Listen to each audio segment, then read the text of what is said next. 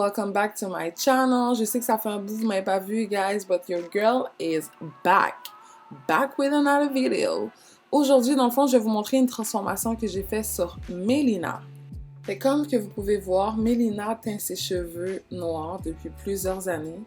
Mais sa vraie couleur naturelle, c'est vraiment comme un genre de blond châtain, quand même assez pâle. Fait qu'aujourd'hui, dans le fond, on va essayer de la pâlir le plus que possible. Quand on fait des grosses transformations comme ça, c'est des choses qui se font en plusieurs sessions, plusieurs étapes. Fait que je vais vous amener avec moi dans la première session de Mélina et sa transformation. Alors, j'ai commencé par diviser ses cheveux en 4 parties. Ensuite, j'ai décidé d'appliquer un démaquillant sur sa couleur avant de commencer à bleacher ses cheveux. Parce que dans le fond, avant de faire tout procédé chimique, c'est important d'enlever le surplus de couleur. Surtout quand on fait des couleurs vraiment foncées comme ça. Fait qu'un démaquillant, pour moi, c'est la meilleure option.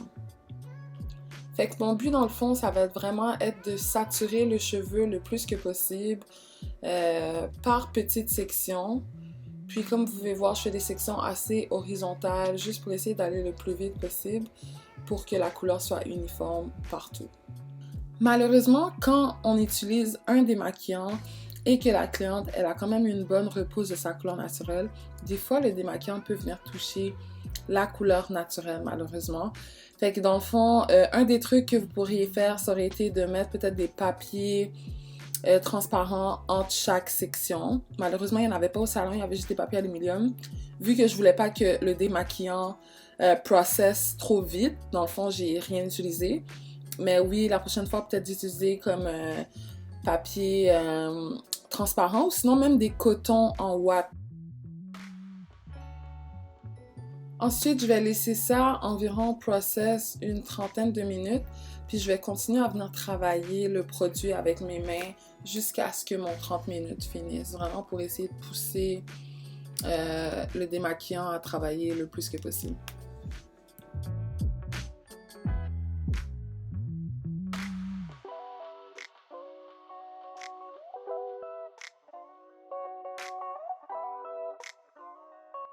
Fait comme vous pouvez voir, guys, on a quand même bien réussi à pâlir ses cheveux.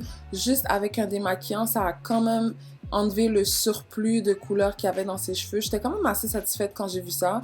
C'est sûr que j'ai vu que la couleur n'était pas égale partout, mais je m'attendais quand même à ça vu que des fois, elle faisait sa coloration elle-même, des fois, elle en mettait un petit peu plus, un petit peu moins. Mais, tu sais, je trouve que le canevas était quand même assez pas pire. Fait que dans le fond, ensuite, je vais venir appliquer un égalisateur de porosité a.k.a. le Metal Detox de L'Oréal. Fait que ça, dans le fond, ça va enlever toutes les build-up de résidus, de métaux, tout ce qui est impureté dans le cheveu. Puis en plus de ça, ça va venir égaliser la porosité. Puis ça va aider le décolorant à vraiment venir prendre dans ses cheveux. Alors là, on est rendu à la partie un petit peu plus le fun. C'est là que les choses se passent.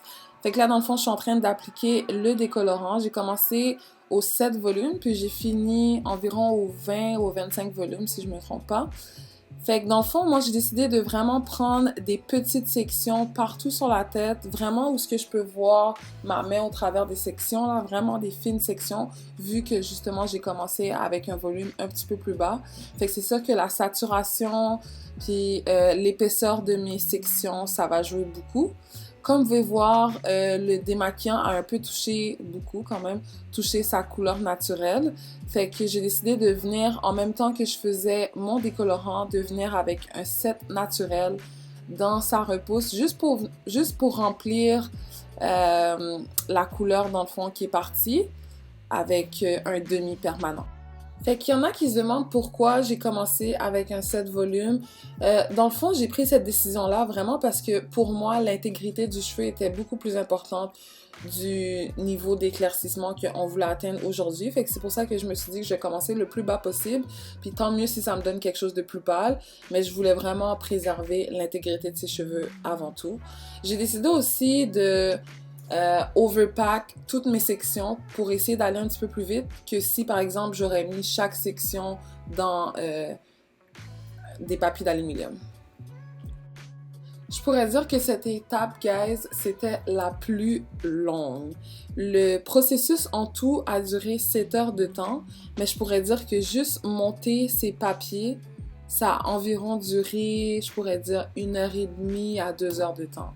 Parce que j'ai vraiment mis tous ces cheveux dans les papiers, puis j'ai vraiment pris des petites sections. Fait que dans le fond, j'ai rincé au fur et à mesure.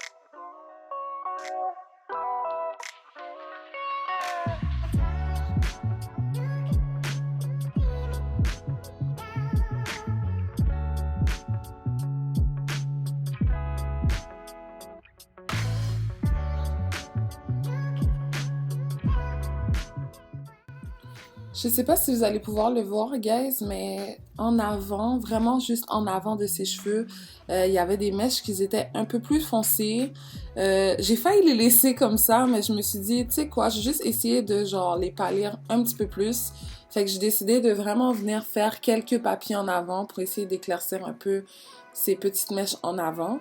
Parce que je pense que qu'est-ce qui s'est passé, c'est que vu qu'elle faisait sa couleur elle-même, souvent, ils mettent plus de couleur en avant.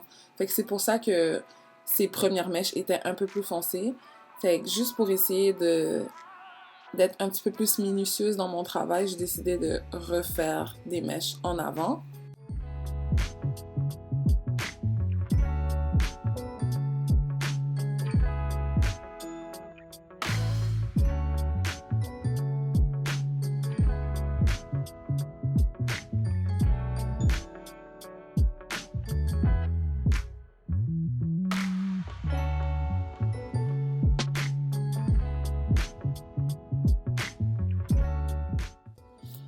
Bon, fait que là, désolée, j'ai pas pu filmer le début quand j'ai commencé à appliquer sa couleur dans sa repousse, mais c'est correct. Dans le fond, j'ai décidé de sécher mes cheveux complètement, puis de pas l'appliquer sur cheveux mouillés, mais bien sur cheveux secs, juste pour m'assurer, premièrement, que la porosité soit égale partout, deuxièmement, que ça vienne vraiment corriger, dans le fond, les couleurs qu'il y avait dans ses cheveux. Fait que je me suis dit, pour que ça donne un résultat un petit peu plus opaque, je suis allée avec l'option d'aller avec les cheveux secs.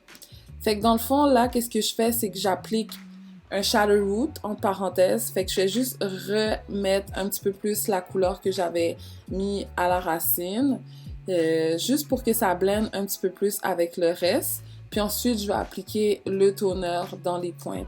Pour les formules que j'ai utilisées, je vais vous mettre ça dans la description, guys. Si vous avez des questions, n'hésitez pas, mais j'utilise la gamme L'Oréal au salon. Fait que pour les couleurs du toner, guys, j'ai décidé d'utiliser un mélange de 0.1 avec 0.2 avec juste une petite touche de 0.3, juste pour pas, dans le fond, que ça soit trop molly, puis garder un petit peu plus de lumière dans les cheveux. Alors, guys, je suis tellement contente du résultat que ça a donné. Comme vous pouvez voir, ça donne quand même un genre de blond caramel niveau 8-ish. Fait que non, je suis vraiment satisfaite du résultat, la cliente aussi. Si vous avez des questions, guys, n'hésitez pas à me les poser dans la boîte de commentaires. Sinon, likez la vidéo, ça va beaucoup m'aider aussi pour l'algorithme de YouTube. Merci, à la prochaine!